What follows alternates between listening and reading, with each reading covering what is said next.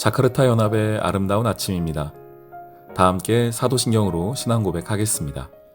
전능하사 천지를 만드신 하나님 아버지를 내가 믿사오며 그 외아들 우리 주 예수 그리스도를 믿사오니 이는 성령으로 잉태하사 동정녀 마리아에게 나시고 본디오 빌라도에게 고난을 받으사 십자가에 못 박혀 죽으시고 장사한 지 사흘 만에 죽은 자 가운데서 다시 살아나시며 하늘에 오르사 전능하신 하나님 우편에 앉아 계시다가 저리로서 산자와 죽은 자를 심판하러 오시리라. 성령을 믿사오며 거룩한 공회와 성도가 서로 교통하는 것과 죄를 사하여 주시는 것과 몸이 다시 사는 것과 영원히 사는 것을 믿사옵나이다. 아멘. 제13장.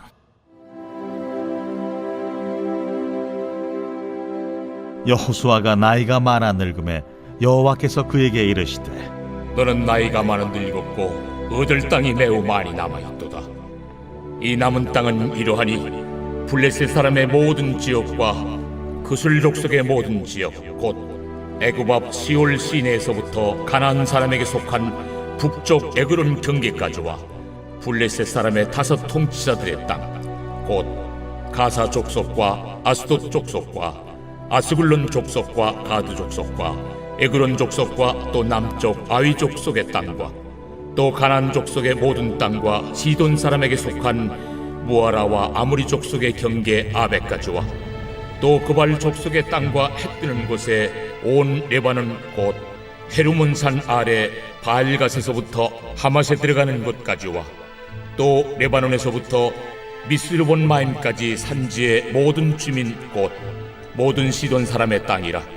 내가 그들을 이스라엘 자손 앞에서 쫓아내리니 너는 내가 명령한 대로 그 땅을 이스라엘에게 분배하여 기업이 되게 하되 너는 이 땅을 9 지파와 므낫세 반 지파에게 나누어 기업이 되게 하라 하셨더라.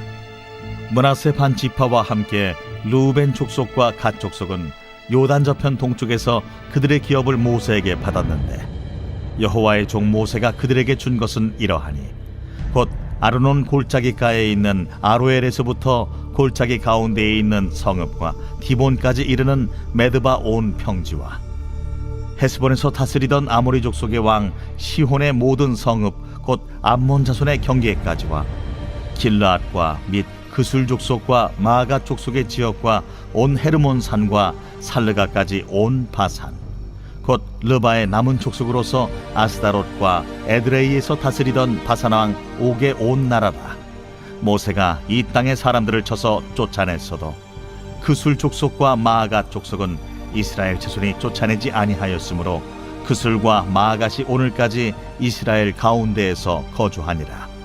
오직 레위 지파에게는 여호수아가 기업으로 준 것이 없었으니 이는 그에게 말씀하신 것과 같이 이스라엘의 하나님 여호와께 드리는 화제물이 그들의 기업이 되었음이더라. 샬롬, 자카르타 연합의 아름다운 아침입니다.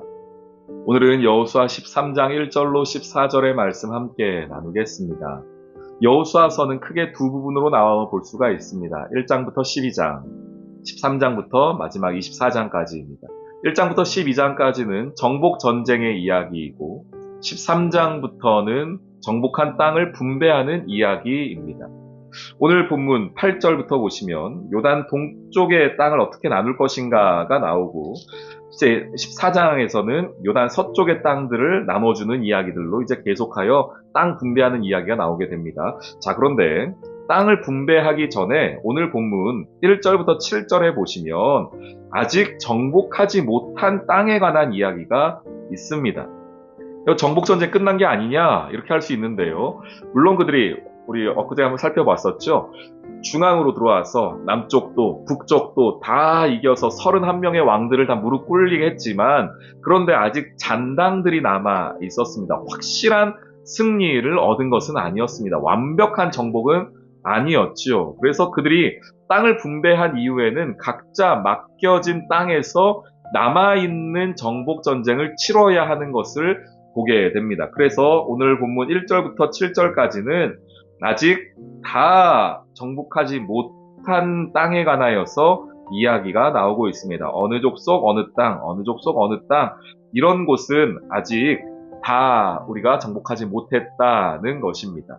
자, 그런데 1절에요. 여호수아가 나이가 많아 늙음에로부터 시작을 하게 되는 것을 보게 됩니다. 오늘 이 말씀을 이렇게 먼저 제가 보면서 한 가지 깨닫는 것은 하나님의 그 비전이 있고 하나님의 부르심이 있고 사명이 있습니다. 그 땅을 정복해야 하는 하나님의 놀라운 뜻과 계획도 있습니다. 하나님 그것을 분명히 이루실 것입니다. 하나님은 하나님의 사람을 통하여 하나님의 계획과 하나님의 뜻을 통하여서 그것을 분명히 이루실 것입니다. 그런데 우리가 그때에 쓰임 받아야 하는데 우리가 내가 하고 싶을 때에 내가 원할 때에 하나님의 그 부르심에 응답하지 못할 수도 있게 된다는 사실을 깨닫게 됩니다. 어떨 때 그럴까요? 오늘 보십시오. 여호수아가 나이가 많아 늙었습니다. 그래서 아직 얻어야 할 땅은 많고 가야 할 곳은 많은데 이제 그것을 하기에는 육체적으로 물리적으로는 이제 불가능한 일이 되었다는 것입니다. 우리가 그런 표현합니다. 우리가 지금 우리의 교회 일, 하나님의 일을 할 때에 어렵고 힘들어서 그것을 안 하고 싶을 때도 있습니다. 저는 아직 그럴 만한 그릇이 안 돼요. 저는 그럴 만한 지금 여건과 환경이 안 됩니다. 저는 너무 바쁩니다. 저는 지금 이런 일 때문에 그런 하나님의 일을 할 수가 없습니다. 라고 말씀하시는 분들이 계십니다. 그러면서 나중에 제가 시간이 되면, 나중에 여유가 생기면 그 일을 하겠습니다. 라고 이렇게 완곡하게 주의 일을 거절하시는 분들이 계십니다. 근데 한 가지 우리가 잊지 말아야 할 것은 하고 싶다고 우리가 주의 일을 할 수 있는 것이 아니다는 겁니다. 어찌 보면은 정말로 내가 하고 싶을 때에는 그 일을 할 수 없는 나의 상황이 된다는 것이죠. 그래서 지금 하나님이 불러주신다고 한다면 그 일에 관하여서 최선을 다하여서 감당하는 것이 가장 하나님이 기뻐하시는 일이다.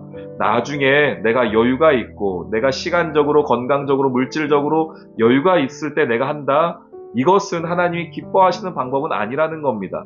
오늘 이 여호수아 1절 말씀을 보면서 그걸 느끼게 돼요. 사명이 있더라도 나의 육체적인 나이가 혹은 나의 물리적인 상황이 안 되어서 여전히 그 사명은 살아있는데 내가 그 일을 함께 할 수 없을 수도 있겠구나. 그렇다면 지금 하나님이 나를 불러주신다고 한다면 그것에 감사하며 열심으로 달려가야겠구나 라고 다시 한번 좀 다짐해 보게 됩니다.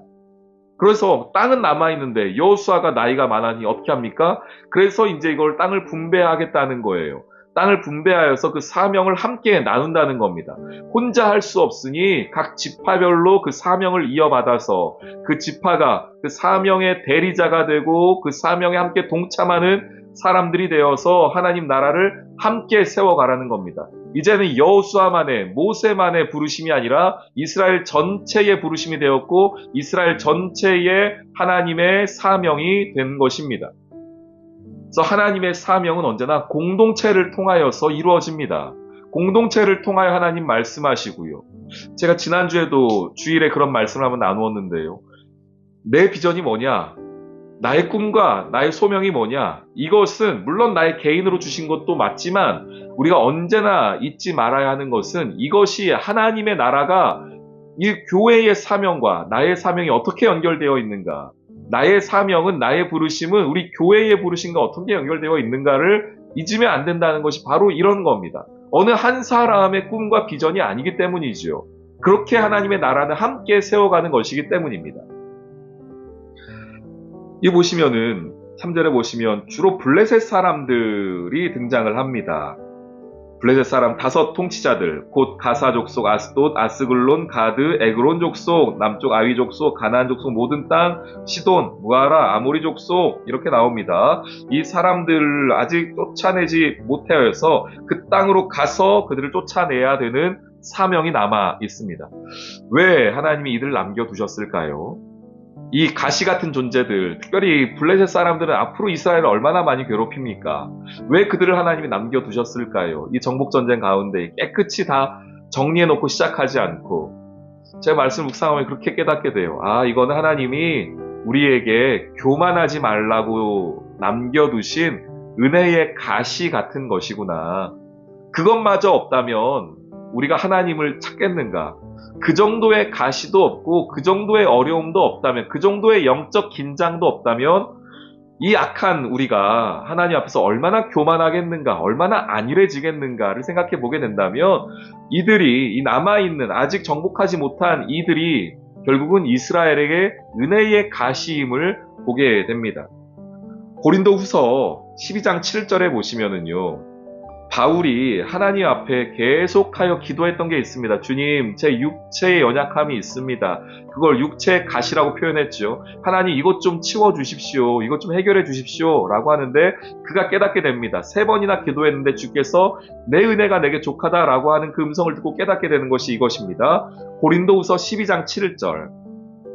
여러 계시를 받은 것이 지극히 크므로 너무 자만하지 않게 하시려고 내 육체의 가시 곧 사탄의 사자를 주셨으니 이는 나를 쳐서 너무 자만하지 않게 하려 하심이라. 이렇게 말씀하세요. 그러니까 그 육체의 가시가 바울에게 있었던 것은 그를 교만하지 않게 하는 하나님의 은혜의 도구였습니다. 이스라엘에게 아직 정복하지 않은 블레셋 땅이 남아있던 것은 그들이 안일하지 않고 그들이 하나님 앞에 날마다 부르짖고 하나님을 찾을 수 있는 은혜의 도구였음을 깨닫게 됩니다. 저와 여러분 삶에도 하나님이 남겨놓으신 가시들이 있습니다. 가끔씩 그게 너무 어렵고 나를 찔러서 힘들지만 곰곰이 생각해 본다면, 아, 이것 때문에 내가 하나님을 찾게 되는구나. 이 정복하지 못한 땅이 있어서 내가 더욱 주님을 찾게 되는구나. 하나님의 은혜의 도구이구나 라는 것들을 우리가 깨닫게 될 것입니다. 오늘 우리에게 주신 삶의 자리에서 믿음과 순종을 다하여 내게 주신 그 믿음의 영적 싸움을 끝까지 해나가는 우리 되기를 소망합니다. 아직 정복하지 못한 그 가시들이 남아있다면 그것마저도 하나님의 은혜임을 고백하며 오늘 이 하루 승리하시기를 주님의 이름으로 축원합니다. 아멘. 오늘의 기도. 주님, 주께서 불러주신 사명의 자리가 힘들고 어렵더라도 할 수 있을 때에 그것을 감당하는 지혜와 은혜를 주세요. 섬기고 싶어도 섬길 수 없는 날이 오게 된다는 것을 잊지 않게 하시고 오늘 내게 주신 삶의 자리를 기쁘게 지켜가는 은혜를 주세요. 또한 내게 주신 가시가 나를 겸손케 하는 주님의 도구임을 잊지 않게 하셔서 날마다 주님을 의지하고 말씀을 묵상케 해주세요. 예수님의 이름으로 기도합니다. 아멘.